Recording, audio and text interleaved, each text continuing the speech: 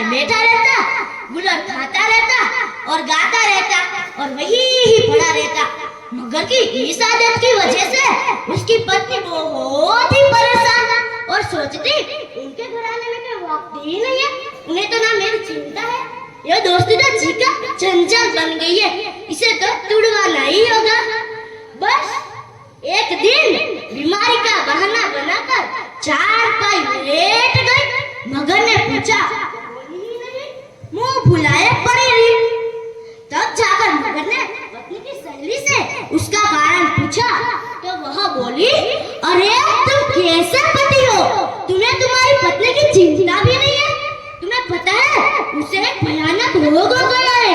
मगर तो डर गया और बोला, क्या? पत्नी की सहेली बोली, हाँ मैं सच कह रही हूँ। मगर ने उसे कहा, तुम्हें पता है उस बीमारी की दवा क्या है, तुम जानती हो?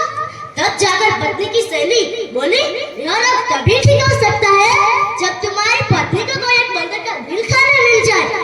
मगर ने सचमुच घबरा गया और बोला, वह तो मेरा बोला दोस्त है, उसका दिल मैं कैसे ले सकता हूँ, मुझे रोज मीठे मीठे गुलर भी खिलाता है, यह तो दोस्त के साथ दुश्मनी करना है।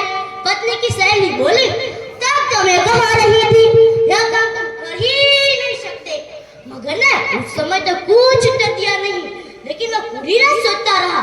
पत्नी मर गई तो घर उजड़ जाएंगे, बच्चे अनाथ हो जाएंगे। उसने बहुत सोचा। अंत में वह इस नतीजे पर पहुंचा कि पत्नी को बचाना ही होगा।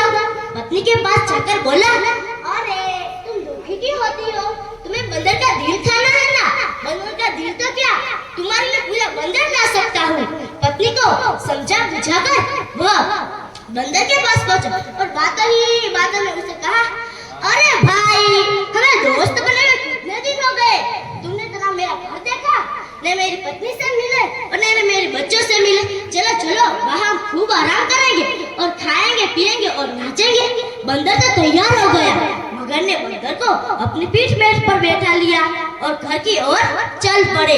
रास्ते में बंदर को लगा कि मगर कुछ उदास है। उसने पूछा, अरे मित्र, तुम उदास क्यों हो, क्या बात है, मुझे तो बता।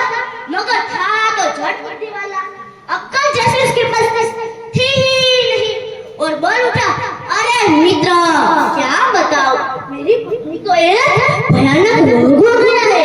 यह रोग तभी ठीक हो सकता है जब कोई बंदर का दिल खाने मिल जाए। बंदर तो सारी बातें समझ गया और बोला, यह दुष्ट मुझे चुटकुला कर तो यहाँ लेकर आया है, उसे भी मैं देख ही लूंगा।